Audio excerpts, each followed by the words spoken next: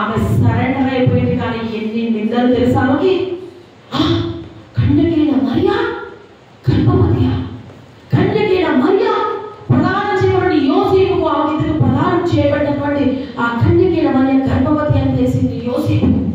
అర్థం కాబట్టి ఎట్లా విడనాడాలి అని చెప్పి ఆయన ఆలోచిస్తున్న సమయంలో చూడండి, ఆ దేవుడు మనిషి రూపాన్ని దాల్చాడు, దేవుని స్వరూపము దాల్చి మనకి ఈ లోకానికి వచ్చాడు. హల్లెలూయా. అక్కడ జరిగినటువంటి విషయం మత్తయి సువార్త 1వ అధ్యాయము 18వ వచనం చదువుకుందాం.